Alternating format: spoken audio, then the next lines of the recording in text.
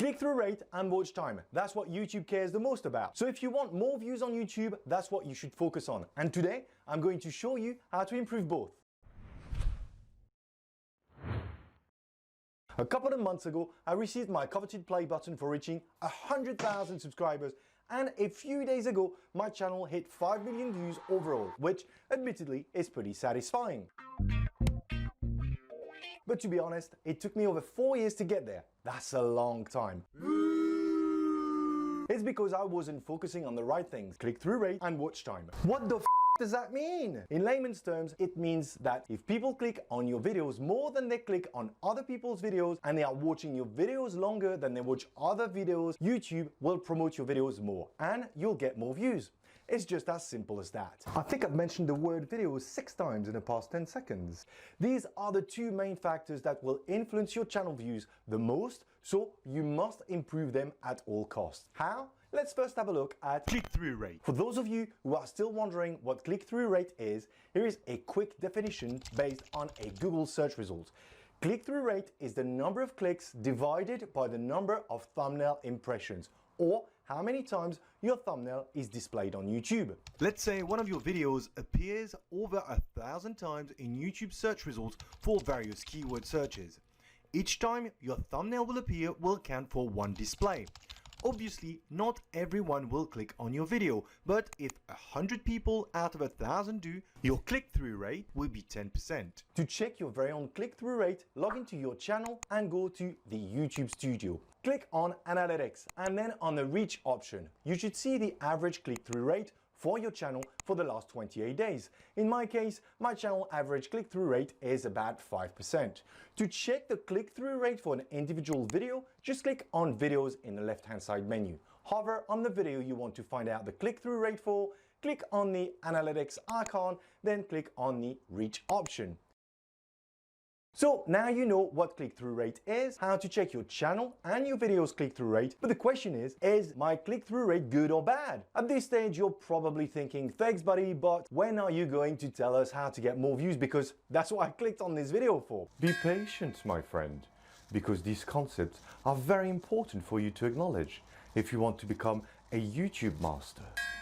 So my channel's average click-through rate is just above 5%. Is that good? According to YouTube Help Center, half of all channels and videos on YouTube have a click-through rate between 2 and 10%. So I guess mine is right bang in the middle, which is not too bad. But you must take these figures with a pinch of salt. For instance, the smaller your channel is, the more difficult it is to analyze the data, as it is based on a small volume of numbers, meaning the click-through rate can vary enormously from one video to another. How old the video is will also impact the click-through rate.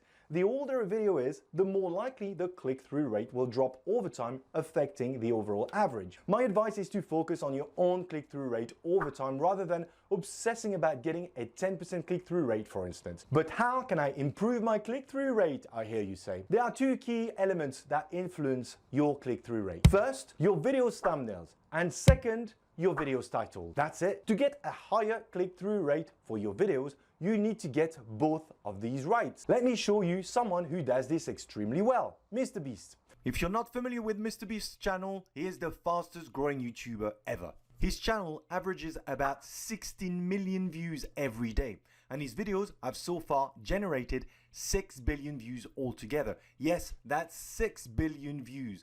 And in the last 12 months, he went from 19 million subscribers to 37.5 million. Not bad for a 22-year-old who started making YouTube videos in his bedroom. One of the main reasons his videos are so successful is his thumbnails and titles, which really stand out in the YouTube feed. He uses psychological triggers such as curiosity, like for this video, and human emotions, like in this one. Note that in most cases, the thumbnails don't even include any copy in them, or just a word or two. The image is crafted to spike your interest, which then makes you quickly scan the title to find out more. And once you have read the title, you really want to see more. That is because each title includes at least one main component that makes any videos compelling to watch. These components are either money related, based on a prank or a reaction, some drama or a challenge, making the title a perfect combination with the thumbnails. And if you look at other channels, you can see they use the exact same principles. Check this channel called TrendMax, which has some very appealing thumbnails and titles, or this food channel called Tasty. Try implementing this concept when designing your thumbnails and titles and see your click-through rate grow. If you don't know where to start with your thumbnail, I suggest you head over to canva.com, which is a free graphic design software that has preset YouTube thumbnails you can change at will. From images to fun graphics, you can make awesome thumbnails in minutes. For quick access, click on the link in the description below. So, you've created a great thumbnail and came up with an awesome title, which is going to bring a lot of views, right? This means you've completed half of the puzzles. Let's check out the other half, watch time. As I've already mentioned, watch time is the second biggest metric YouTube looks at, which makes a lot of sense. If people are clicking to watch your videos and stop watching it within seconds, more often than not, it's because your content sucks. That's why YouTube wouldn't suggest it. If this is the first time you hear about watch time, let me break it down for you. Simply put, it is the number of hours and minutes people watch your content on YouTube. The reason watch time is so important to YouTube is because the longer people watch videos, the more YouTube is able to sell adverts. So if you are able to get people to watch your videos for longer, YouTube will promote them. You get more views, YouTube will make more money, and so will you. To check your YouTube channel watch time, go to YouTube Studio and click on Analytics. At the top of the screen, click on Engagement. You should see the total watch time your channel has received in the last 28 days. What you will also see is the average view duration for your videos. To improve your watch time, what you really want to do is improve your view duration. Unfortunately, this number here is good to have, but not very useful as it's an average. Since all your videos are likely to be all of a different length, the average doesn't tell you much. If you want to improve your watch time, you need to look at the performance of your videos on an individual level to truly understand how effective they are and what you can do to improve their view duration. Really? All of them? You get what you work for, my friend, not what you wish for, including YouTube views. To check a video performance, click on the video link on the left-hand side menu and hover on a video you want to analyze. Then click on Analytics.